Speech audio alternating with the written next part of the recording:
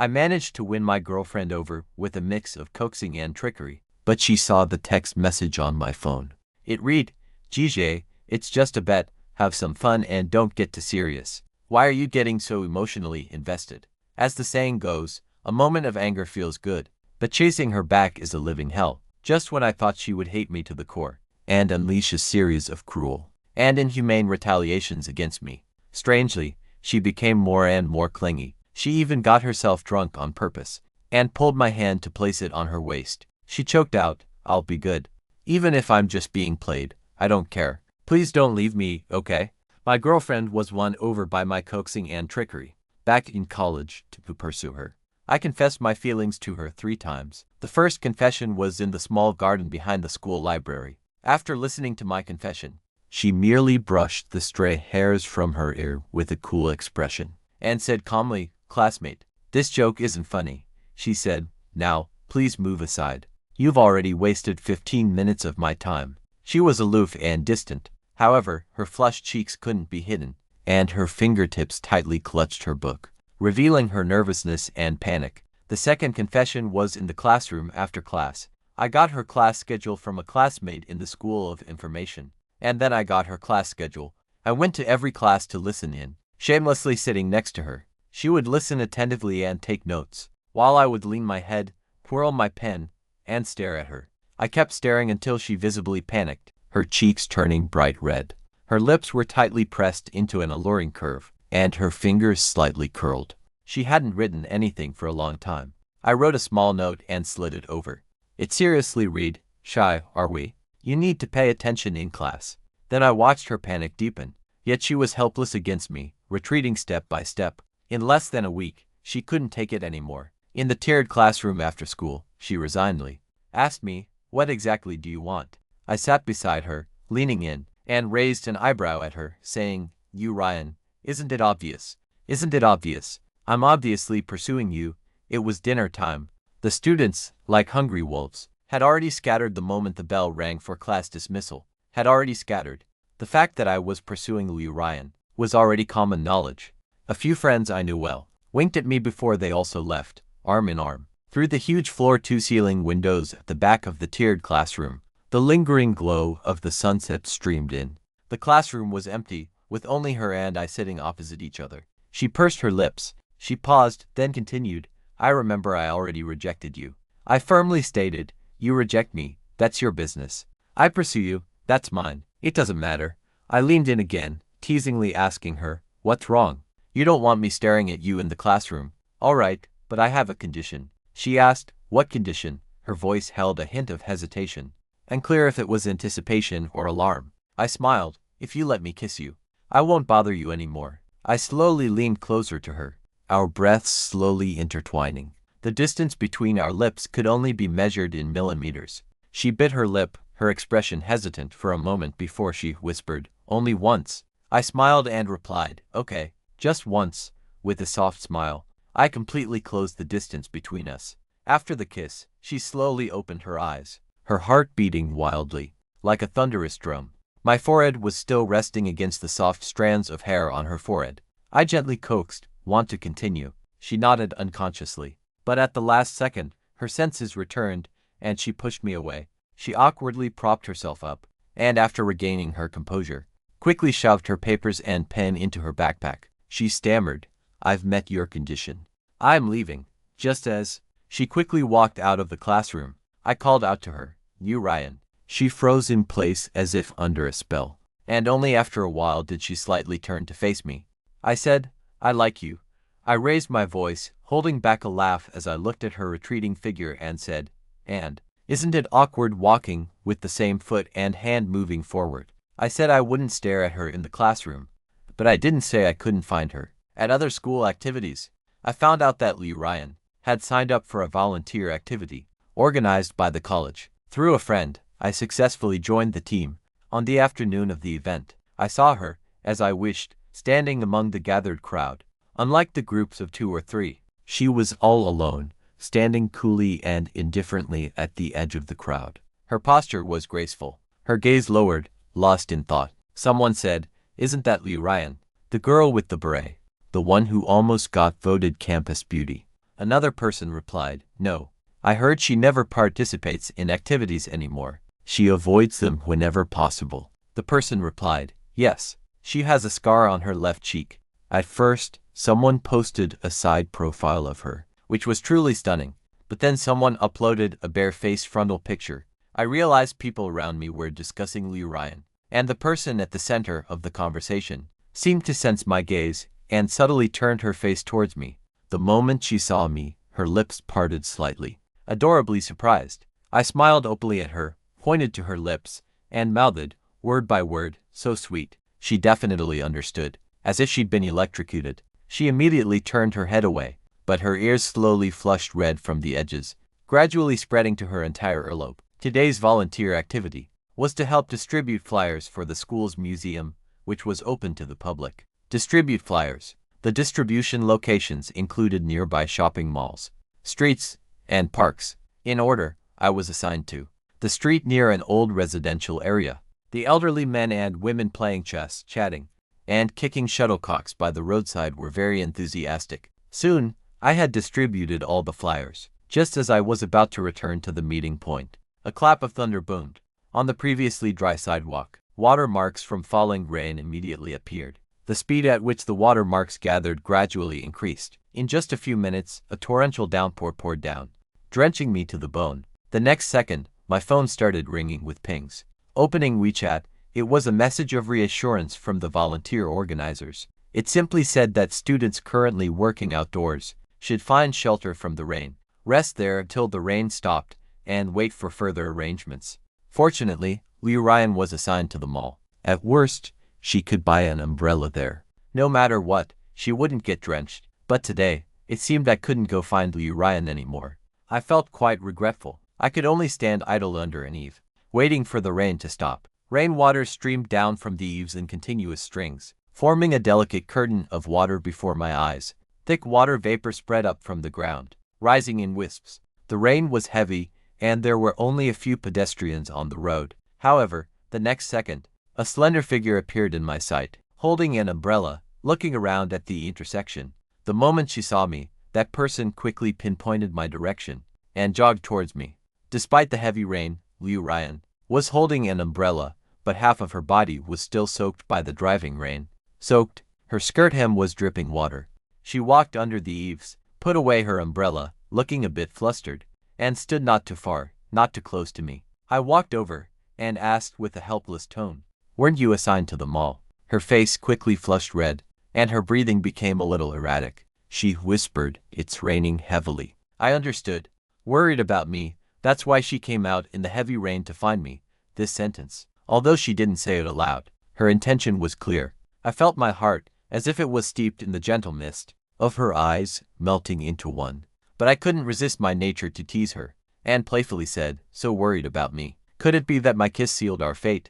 Her two hands tightly clutched the hem of her skirt, and after a long hesitation, she softly began, "Before, I didn't know why you liked me, but I feel it's necessary to tell you." She raised her hand. Her fingertips trembled slightly as she brushed aside the hair near her right ear. On her jade-like face, there was a faint scar snaking down from her temple, all the way to her earlobe. She said, "I am disfigured. When you said you liked me before, you probably didn't know about this. And my personality is very dull. You might change your mind very soon." Speaking haltingly, she secretly raised her eyes to look at me. Her gaze met mine, then she nervously looked away. She took a deep breath, still not looking at me. Her gaze fell upon the empty curtain of rain. Her voice was very soft. She said, "So, if you regret it, it's okay." Seeing that I remained silent, her face turned a little pale. She bit her lip tightly, a hint of sorrow and grievance appearing on her face. I sighed. I stepped forward and freed the crumpled hem of her skirt. I gently took her slightly curled hand and placed it against my chest. I said, word by word, "If it's about these things, I already knew. I won't regret it, because what I love is everything about you. The quiet you, the brave you, the serious you, the you who shines brightly in your field of expertise." So even here, I gently raised my hand and traced her scar. I said, "I find it very cute and I love it." I intertwined my fingers with hers, lacing our hands together. Smiling, I leaned in and asked, "So, Liu Ryan, my dear, would you give your soon-to-be Boyfriend a kiss, she pursed her lips, and finally nodded. On my lips, she left a kiss as light as a feather. The third confession was a success. The rain stopped, and I gained a girlfriend. My girlfriend is truly enchanting. In public, she's a high-class beauty, but in private, she's a little imp. She always knows exactly how to trigger my mischievous side, making me want to tease her. In the playground's climbing frame, in an empty corner of the library, on the darkened sports field, in class, this top student, cherished by the professor, would be called upon and answer questions with clear logic. Then, in a flash, I'd have her pressed against a wall, in a deserted stairwell, her eyes hazy. Her eyes hazy. Life with a girlfriend is truly wonderful, especially listening to her soft gasps, touching her playfully, and seeing her adorable attempts to compose herself. When her emotions run deep, my mischievous fire would burn brightly. I was completely captivated. Even during dinner with friends, I'd be on my phone, typing away in my girlfriend's chat window. Occasionally, I'd flash a silly, infatuated smile. After a few rounds of drinks, I was already itching to leave, ready to go home and embrace my girlfriend's tender warmth. One of my friends asked me, "What's going on?" "Still dating, huh?" Another friend chimed in, "More than just dating. Can't you see he's checking in with the missus? He's completely whipped now." Another girl asked, "Don't you get tired of dating someone so clingy? Don't you get tired of dating someone so clingy?" I righteously declared, "Tired of what? You players and single dogs don't understand the feeling of having a family." Everyone burst into laughter, throwing up their hands in surrender. They all said, "All right, you can go. We don't welcome married men here."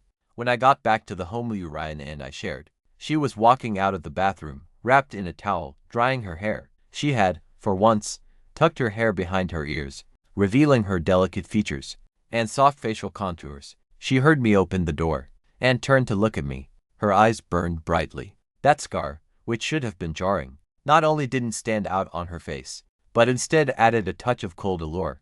I tossed my jacket onto the sofa and let out a yell as I pounced on her, pulling her into my embrace. I just found the girl in front of me unbearably cute. I lifted her waist, kissing her forehead, her eyes, and the scar near her ear. Waking up in the middle of the night, I felt her sitting by the bed. My phone was on the nightstand, its screen glowing. The faint light illuminated her face. I rubbed my eyes and asked, "What's wrong?" Ryan's body clearly stiffened. When she turned around, her face was pale. She lay back down, snuggling into my arms and said, "Nothing. I just got up to drink some water because I was thirsty." On the verge of deep sleep, I vaguely pulled her closer. My voice hoarse, I confessed to her, "Ryan, I really like you." The breathing in my arms quickened. Just before I completely fell into slumber, I heard her mutter to herself, "If you coax me like this, I'll take it seriously. If one day you really abandon me, I don't know. Double quotes. Her words were followed by a very, very soft sigh. When I woke up the next morning, I saw a message on my phone from a girl named Bye. This person was also at the gathering yesterday, and was the one who asked if I was really dating. The message was sent in the early hours of yesterday morning. The timestamp showed it was yesterday morning. The content was abrupt and incomplete. It read, "It's just a bet, that's all. Why invest so much emotion?" What a strange person. I didn't bother with her message again, and put the whole thing out of my mind. It was nearing graduation, and recently, school and work matters were incredibly busy. After that day, I didn't have much quiet time with Ryan for several days. I applied for a reporter position at a newspaper in this city, and am currently in the internship phase, preparing to become a full-time employee after graduation. My graduation thesis was also being finalized. My girlfriend and I were both busy working every day. Her work nature was exactly the opposite of mine. She accepted an offer from a foreign company. They were impressed by her graduation project. She only needed to work online from home, and could also receive additional commissions and bonuses based on different projects. When there were no urgent work matters, I would spend whole days in the library. If I happened to receive an assignment for outdoor photography or interviews, I might even work until the early hours of the morning. Before stumbling home, I came home too late, afraid of waking her, so I often slept in the guest room or directly on the sofa. But when I woke up the next morning, I would still find an extra blanket on me. Our usual morning tenderness was also temporarily canceled. Normally, I would always pounce on her, teasing her with a mischievous smile, and then watch as a flush of desire slowly rose on her delicate face, But now, there was only enough time for me to plan a comforting kiss on her cheek before I had to rush out to work again. Work was overwhelming, so I couldn't pay attention to her emotions. Opening our chat dialogue box, it was mostly blank. Mainly, she would ask where I was, when I would come home, and what I wanted to eat. My replies were almost always just a few words, saying, "Not yet, don't wait for me, get some rest first, or I'll be back later." During that time, my girlfriend visibly grew more anxious. One evening after a shoot, she insisted on coming to find me. The night wind was sharp. My colleague and I were chatting idly at the entrance. He was smoking and lamenting about the meager salary of an intern reporter. He vowed that in the future, if he ever got rich, the first thing he'd do was treat us guys to some girls and have a good time. I frowned and asked, "Doesn't your girlfriend mind?" He flinched for a moment, then straightened up and said righteously, "We're not doing anything else. Just drinking and singing. What's wrong with that? Can't I be allowed to relax a little? If she dares to object. I winked at him and coughed 3 times in quick succession, but he only got more excited. He said, "When we get girls, you pick first. I'll treat you. Which one do you like? No matter how expensive, I'll treat you." "I know, don't you like the sexy, alluring, mature woman type? I like the gentle, cute, sweet type. We'll just pick our own." I coughed loudly and frantically, while he glanced at me and asked, "What's wrong with you? Do you have a cold?" I was speechless. Behind him, his girlfriend, with a dark expression, grabbed his ear and gritted her teeth as she called his name, Shenzi. He yelped and was dragged away by his girlfriend. My secret feeling of relief vanished into thin air when I saw Ryan standing beside his girlfriend. Vanished into thin air. Her brows were tightly furrowed, her red lips pressed together, and her face unconsciously showed a hint of indescribable grievance and sadness. She bit her lip and said, "Sexy, alluring, mature woman type." She silently linked her arm with mine. The car ride home was quiet. She kept her brows furrowed and didn't speak. She was truly hurt. If she had ears, they would definitely be drooping pitifully now, pressed listlessly against her head. My brain was drained from a full day's work. I couldn't think of anything to say to coax her for a moment. I could only hastily explain to her.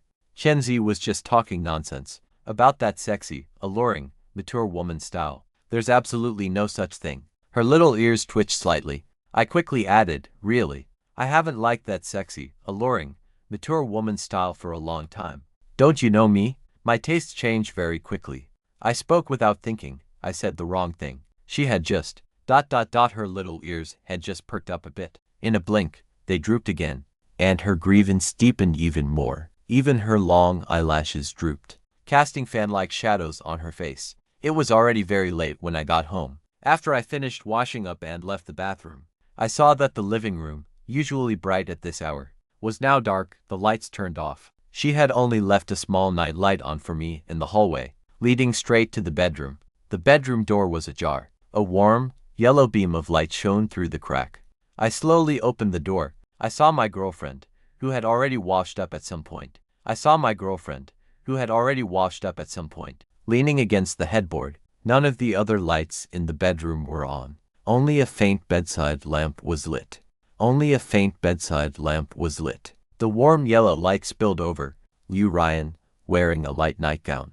Her figure gracefully curved, her skin as white as jade, her beauty was fully revealed. Her legs were casually crossed. Her slender hands held a book, which she was reading intently. Her hair still carried a hint of moisture, falling to one side, making her look even more charming and alluring. Seeing me enter, she slowly put down the book she was reading and turned her head to look at me. The yellow light fell on her profile, casting an exquisite and beautiful silhouette. She no longer seemed to care about the so-called sexy, alluring, mature woman-style danger. Her voice seductive, she asked, "Husband, have you finished washing up?" With such beauty before me, I couldn't resist. There was no need to resist any longer. I pounced on her with a howl. When I was exhausted and about to fall into a deep sleep, she actively wrapped herself around me and gently bit my neck. That instantly hit my weak spot, making me shiver unconsciously. My consciousness was half awake. I mumbled to her, "What's wrong?" She didn't speak for a long time.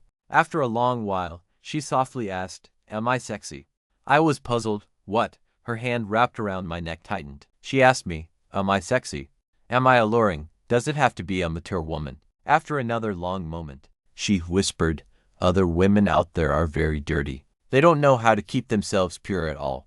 If you really want to order a girl, then just order me. I can play whatever you want with you. I was already half asleep, muttering some response. I just felt her nestle into my arms. Feeling gloomy and wronged, she said, "Can't you just have me?" The last filming project finally came to an end.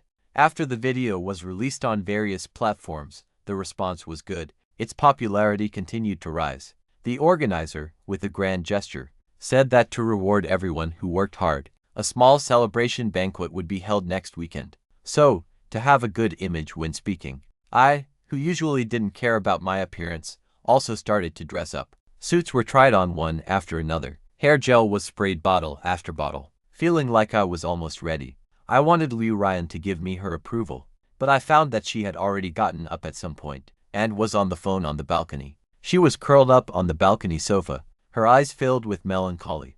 I don't know what the person on the other end of the phone said. I saw her eyebrows furrow tightly. Her face grew colder inch by inch, as if a basin of cold water had been poured over her head. The color quickly drained from her cheeks. She just sat there, clutching the phone tightly in her hand. By the time she finally hung up the phone, her body was already emitting an uncontrollable sense of suppression and grievance. I was a little worried. I knocked on the closed balcony door and slowly pulled the door open. The biting cold wind instantly pierced through me. I shivered involuntarily. Liu Ryan instantly looked up at me. She didn't speak. She just threw herself into my arms. I wanted to lower my head and kiss her, but she didn't let me. She just turned her face to the other side and pulled the balcony door shut with her free hand. I asked, "What's wrong?" when she had no expression. She looked particularly aloof and distant, awkward and conflicted. She said, "It's nothing." If her dejected voice hadn't been so clearly evident, if her long eyelashes weren't so damp, staring at the tears from being upset, I might have actually believed her. Seeing that she was unwilling to answer, I didn't press her further. I let go of her and stepped back half a pace. I raised my hand to adjust my tie, showing off. "How do I look?" "Like a successful person." Her expression finally softened a bit. Her gaze fell on the cuff of my suit jacket, gradually moving up to my top. Finally, our eyes met. She bit her lip and asked in a low voice, "Where are you going?" She spoke, then abruptly ended the topic, a hint of loneliness on her face. Her voice choked as she said, "It's like ... at the same time." She threw herself into my arms again, hugging me secretly. She stood on tiptoe, looking up, wanting to kiss me. I preempted her, cupping her face, and gave her a big, loud kiss on the cheek. I laughed. "Not yet. I have to go out. I have to go out." Chenzi called me out for something. She hooked her arms around my neck, refusing to let go, stubbornly standing on tiptoe, as if she wouldn't give up until she got that kiss. I couldn't resist her clinginess, and reluctantly gave in. Her delicate features were tinged with a faint blush, carrying anxiety and lingering affection, as she carefully sought that kiss from me. One kiss, and she'd make me say "I like you." Finally, by the time I left the house, it was already 15 minutes past the agreed time. Chenzi's urgent texts kept popping up, one after another. I was bombarded by his complaints, fumbling to put on my shoes and rush out. Liu Ryan stood at the entrance, asking, "Are you coming back for dinner?"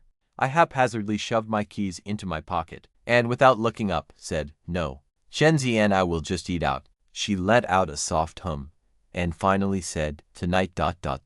Her words once again trailed off abruptly. The front door slowly closed, her figure slowly being obscured inch by the closing door. Only a sliver of her long shadow remained, peeking through the door crack. I took 2 steps, then looked back, only to see the door closed, and her lonely figure. Liu Ryan stood inside the door, giving me a smile uglier than a cry. Something's not right, something's not right. I was distracted during the game, lost in my own thoughts, missing several passes from Chenzi. Liu Ryan was very strange today. I just felt an indelible fragility and helplessness about her, like the despair of someone about to learn they've been abandoned, about to lose everything. Did something happen recently? I went over and over, replaying recent events in my mind, but couldn't find the reason for her behavior today. But just thinking of her aggrieved look as she watched me leave made my heart ache, making me wish I could fly home immediately and hold her close to comfort her. When it was time to switch players and rest, Chenzi slapped me on the head, complaining, "Can you even play? You're ruining the game." He paused, then continued. Bai Ningbing said, "She also wants to come watch us play." "Hey, Are you even listening?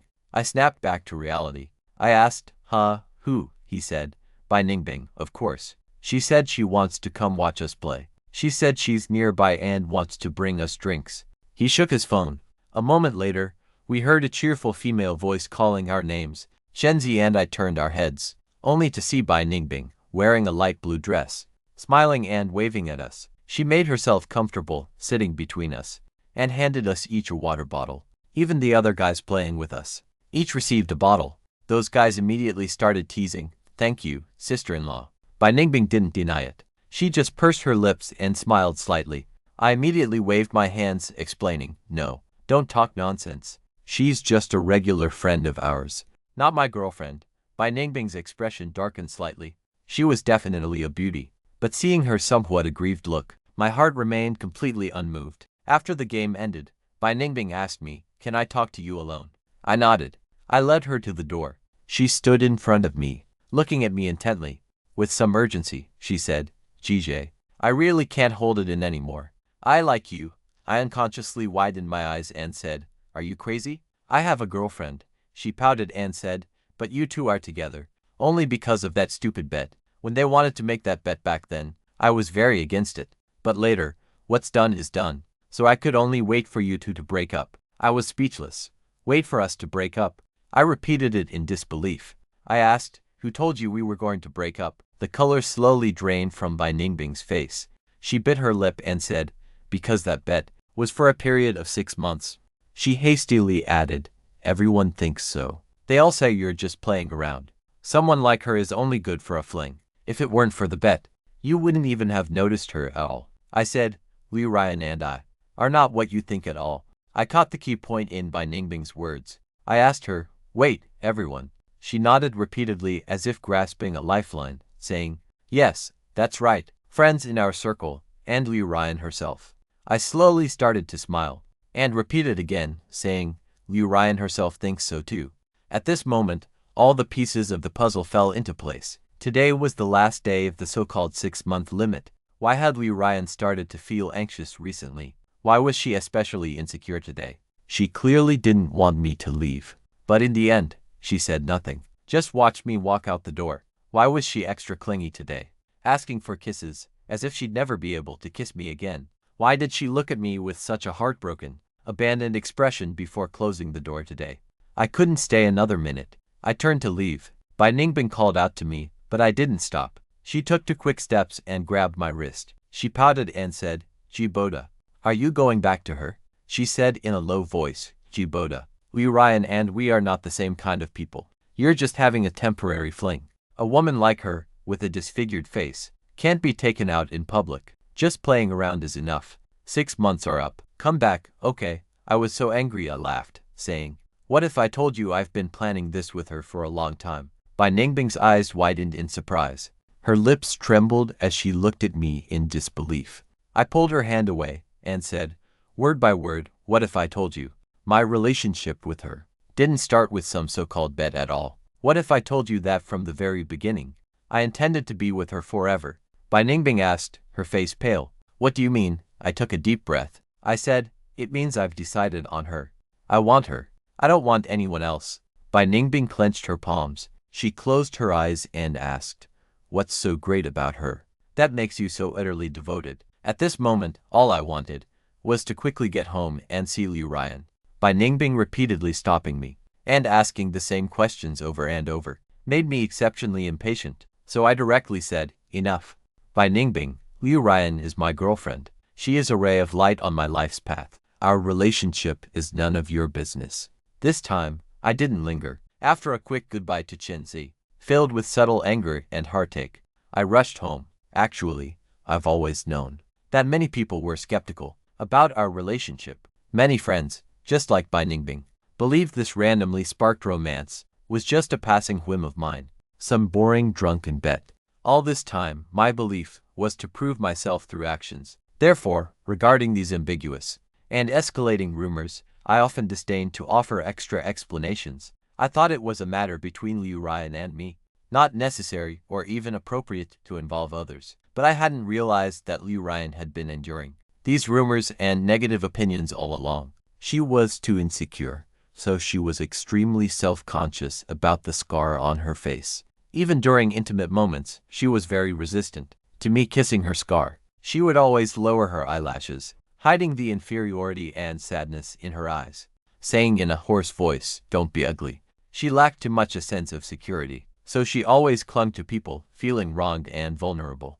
When I was working, she was afraid I'd find her annoying and didn't dare disturb me much. But as soon as I came home, she had to stick close to me no matter what. If I left her sight for a few minutes, she would awkwardly come looking for me. When I asked her what she was doing, she wouldn't answer, just nestled in my arms and took a deep breath. She lacked too much a sense of security, so even when Chenzi's blunt words made her incredibly jealous, she didn't dare show anything. She didn't dare get angry with me, didn't dare ask me for reassurance. She could only secretly dress herself up in ways she knew I liked, trying to entice me, not daring to face my direct answers. Only when I was half asleep would she softly ask if she was good enough, asking if I loved her, afraid I'd get impatient, afraid I'd leave her, afraid she had no appeal to me. So she tried her best to mold herself into the person I liked. From the tiny details of our interactions, she drew strength to persevere, then secretly retreated to a corner to savor it, rejoicing humbly in solitude. 6 months into our relationship, I couldn't imagine how much she had gone through. The mental struggles and ups and downs, facing everyone's doubts. She still chose to give all her feelings. A whole, throbbing red heart was held completely in her hands, carefully offered to me, telling me it didn't matter how I treated her, because it was me, so she wouldn't resist anything I did. I went home with a belly full of words, wanting to explain everything to Liu Ryan in one go. But when I actually stood at the front door, I felt a strange shyness. I took 2 deep breaths before taking out my key and opening the door. A whiff of alcohol drifted out from inside. Liu Ryan was curled up on the sofa, her hair slightly messy, her head resting in the crook of her arm, her eyes half closed, her lips tinged with a flush. She was still loosely holding a bottle of wine, her fingertips relaxed, as if it could slip at any moment. The lights were off in the room. The TV was on, the changing images casting colorful projections on her face. She stared blankly, her gaze unfocused. When the wine bottle she held was empty, she would grab a new one and drink from it. I entered the room, but she didn't notice. I deliberately made some noise at the door, and only then did she tilt her head, looking in my direction. She even smiled faintly. She said, "It's a hallucination again." She sighed and turned her head back. The moment she turned her head, with the help of the TV's glow, I saw faint tear stains at the corners of her eyes. Not only were her eyes red, but her nose was also a pathetic pink color. The strap of her nightgown had slipped, revealing a glimpse of her chest. She didn't care, just lay sprawled on the sofa in a drunken haze. However, her inherent elegance was not diminished by her current state. Her hazy, unfocused eyes gave her an indescribable vulnerability. I felt like a fully inflated balloon that had been pricked by a needle, my mood strangely softening. I slowly walked closer, not immediately interrupting her. I maliciously wanted to see what this usually tight-lipped, quiet person would say to what she believed was a hallucination. What she would say. She pressed her hand against her forehead, muttering to herself, "Liu Ryan, you can't keep thinking about it. This is the 3rd time. Ji Boda, he should be having dinner with Bai Ningbing right now." There was endless grievance and disappointment in her words. Her other hand, hanging down to the carpet, unconsciously tugged at the carpet fibers. She spoke intermittently, as if trying hard to convince herself. Her voice trembled. "I know you really want Ji Boda by your side right now. You want him to be with you. But he must be very happy right now. I shouldn't disturb him at this time," she said. Besides, today is the last day of the 6 months. If he comes home, he'll break up with you. You'll be his ex-girlfriend, won't you?" She bit her lip, and pearl-like tears fell, dripped onto the sofa, leaving a round water stain. I held back again and again, but in the end, I couldn't hold it in.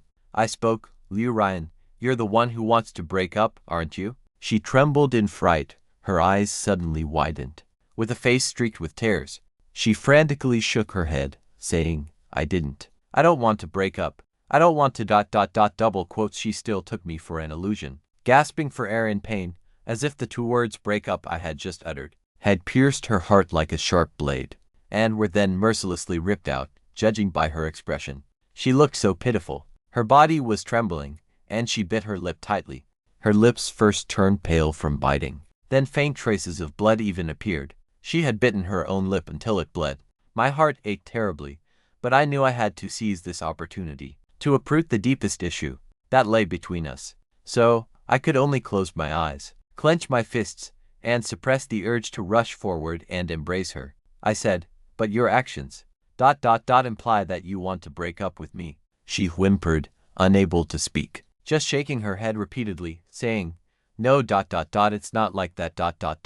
It's not like that." I frowned and said, "Isn't it? You hide your true self and don't communicate anything regarding your anxiety about our relationship. You'd rather suffer alone than tell me and solve it together. When you're angry or jealous, you hide all your reactions. You don't come to me for confirmation, and you don't let me know. By doing this, doesn't it mean you want to break up?" I continued, "You put yourself in such a humble position. Doesn't it mean you don't believe I love you? Why don't you ask me? Do you think that by not asking, by constantly avoiding problems, they will be solved?" She choked out, "It's not like that." Tears streamed down her face as she sobbed, I didn't mean to. I'm just scared.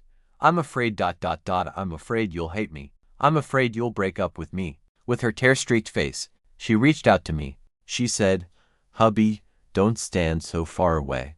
Don't be like this." She let out a loud gasp, then stifled it again. She said, "Hug me." I couldn't bear it any longer and walked towards her. Just as I reached her side, she grabbed my arm, refusing to let go. I gently rubbed her head and said in a serious tone, "If you keep everything bottled up and make me guess, many problems will inevitably arise between us. Problems will create a rift between us. How can we trust each other then? If that's the case, even if we still love each other, it will be hard to continue in the future, won't it?" She shook her head repeatedly, crying as she burrowed into my arms. She seemed to be terrified by my harsh words. She choked out, "I don't want that. I won't do it again." She clung to me, refusing to move an inch, no matter what I said. She whimpered softly. I coaxed her, "Then what should you do?" She said, "I'll tell you everything. I won't hide anything from you. I'll listen to everything you say." She pleaded tearfully, "I'll be good. I won't separate from Jiboda. I don't want to separate from Jiboda. I'll die of sadness if we separate." I finally let out a sigh of relief, but before I could say anything, I heard her continue, "Even if I'm being played, I don't care. I don't want to separate from you." I was speechless. When I didn't reply for a long time, she gradually started to get anxious again. She asked softly, "Did I say something wrong? Hubby, are you angry with me?" My feelings were a bit complicated. Hearing her question, I could only shake my head and say, "No." She looked even more wronged. She said, "Then why don't you hug me?" She took my hand, which was hanging by my side, and affectionately rubbed it against her cheek. She whined, "Am I not good? Why don't you kiss me? Why don't you comfort me?" I cupped her face and kissed her. I asked, "Is that enough?" She pouted, "No, it's not enough." Seeing that I had finally softened, she looked up as if greatly relieved and whispered, I want more kisses. There's no hope for me." The next day, I woke up with an aching back. The bed was empty, only I was lying there. I reached out and touched the quilt on the other side. It was cold. She had already left some time ago. There was a small note on the nightstand. It said, "Breakfast is ready, eat it while it's hot. I'm going out for some fresh air." This was from when she woke up this morning. Remembering her embarrassing confession yesterday, she had fled the scene. I slowly got up, ate breakfast, and went to work. When it was almost time to get off work, Liu Ryan sent a message, saying she wanted to give me a gift. I didn't expect the gift she spoke of was herself. This so-called ex-girlfriend was wearing a sheer, lacy, feminine battle robe. Around her neck was a pink bow choker. The indoor lighting was dim, making it hard to discern the emotions in her eyes. Only from her flushed, crimson lips and her bleeding red earlobes could I tell her nervousness. Seeing me hesitate, she couldn't hide her disappointment. She stammered, asking dejectedly, "Don't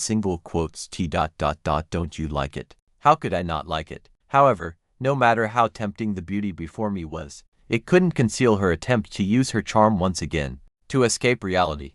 I cleared my throat twice, crossed my arms, and feigning coldness, asked her, "What are you doing?" She stammered, to win you back." I asked, "Why do you want to win me back?" She said, "Because yesterday because I said something very childish yesterday. I was afraid you'd be angry." Helplessly, I pinched her cheek. Her body trembled slightly, and she let out a soft hum, almost a whimper. I said, "You think what you said yesterday was childish? All right then, you're clear-headed today.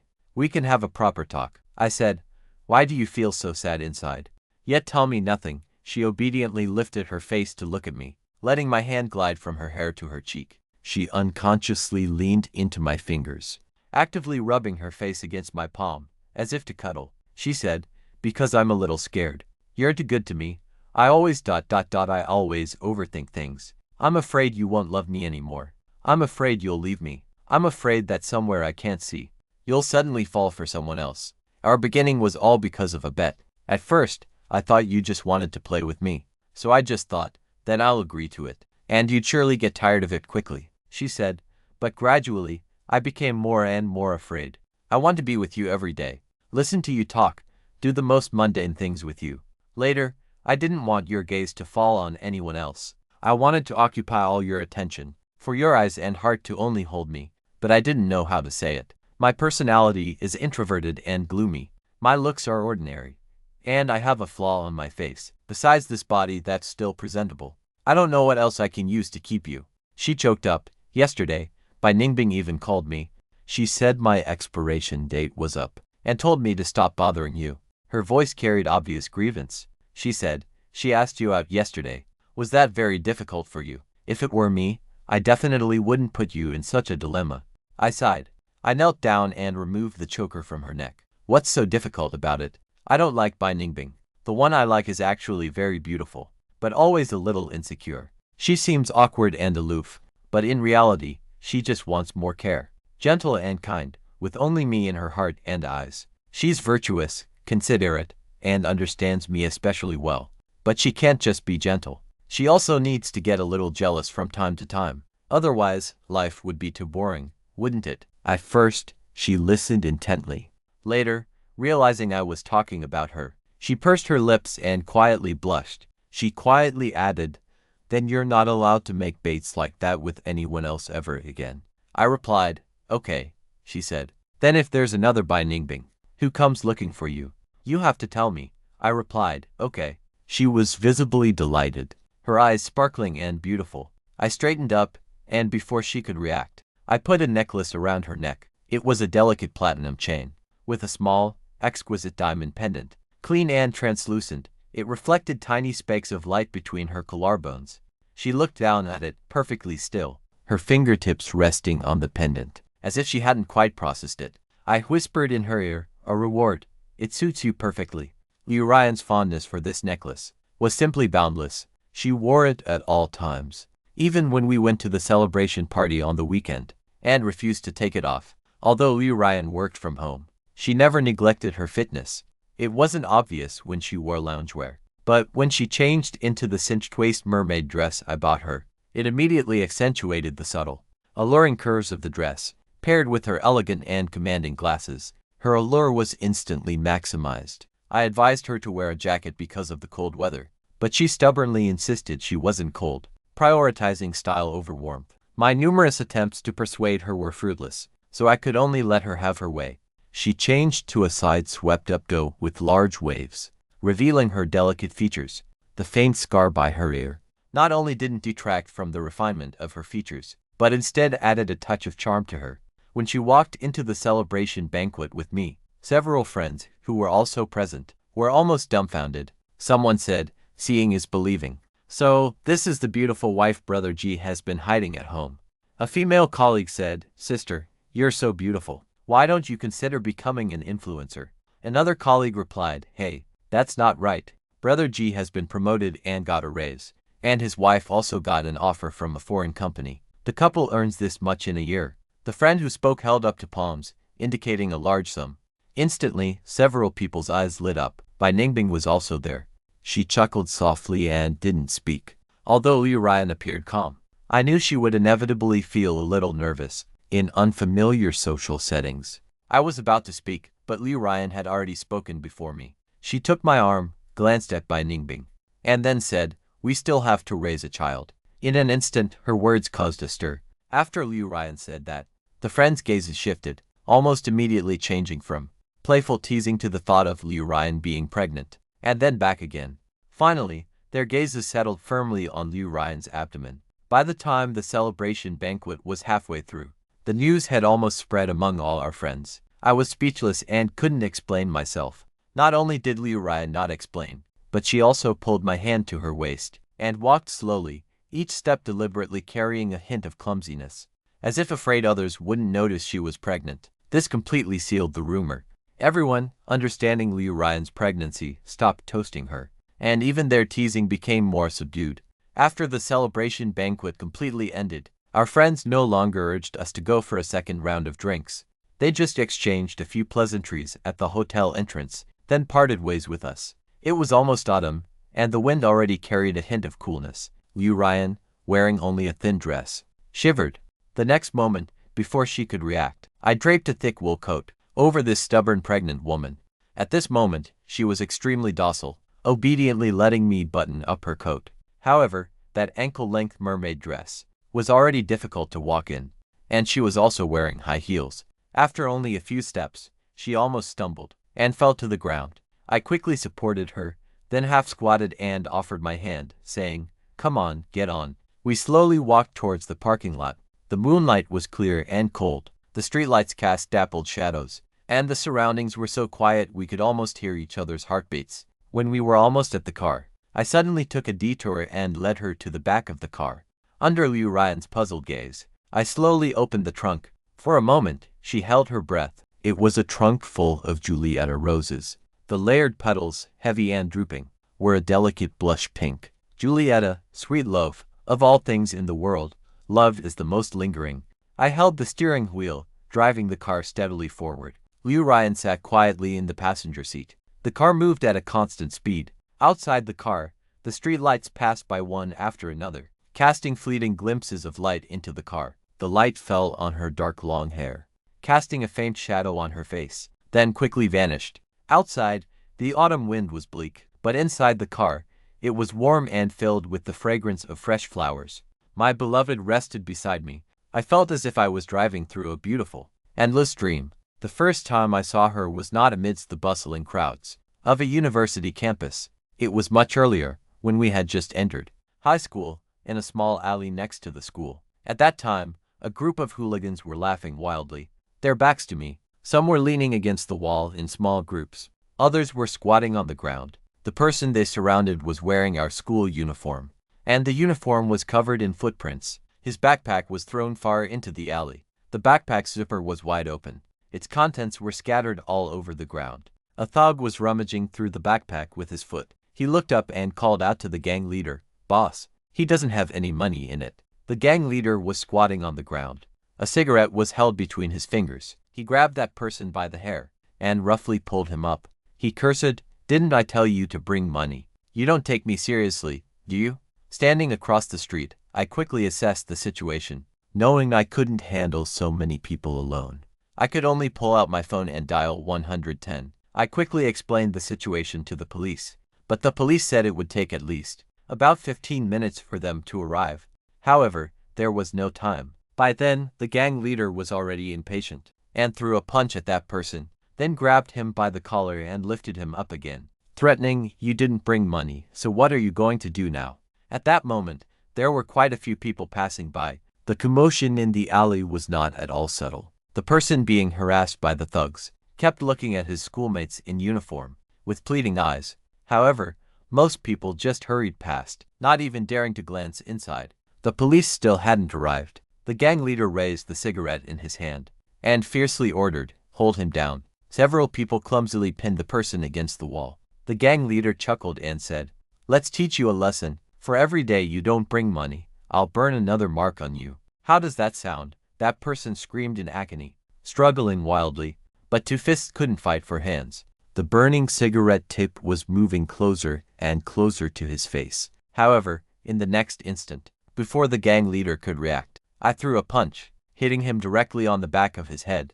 He stumbled. Clutching his head, he got up in disbelief, shouting at the thugs who were startled by my sudden appearance, and stood there bewildered. He frantically yelled, "What are you doing? Didn't you see I got hit? Go!" The person who had been surrounded found an opening and awkwardly fled the alley. and immediately ran far away, leaving me alone to face the swarming thugs. I gritted my teeth, and with all my might, I only managed to knock down one. Ultimately, I was outnumbered. Fists and sticks rained down on me. Pain surged in waves as my vision blurred, and my consciousness began to fade. The gang leader, breathing heavily, stumbled towards me. He pulled a small folding knife from his pocket, and with a sneer, he flicked it open. It was at this moment Liu Ryan appeared. When the knife was raised high and brought down forcefully towards me, a girl pushed me away with all her strength. From then on, a scar remained on her face. After being discharged from the hospital, I inquired about Liu Ryan every day at school, but only heard the news of her transfer. I never dared to dream that I would see her again amidst the vast crowd of students registering for university. To see her again, in that instant, even my breath was cut short. I secretly told myself, it's her. It was when I felt the most genuine affection for her, and also when I was most afraid to take the first step. I didn't know how to get to know her, to explain to her this sudden affection. In the end, I could only use a bed as an excuse to carefully approach her step by step. She was never a casual joke, something dispensable, but my long-cherished plan. I'll tell her this little secret when she wakes up.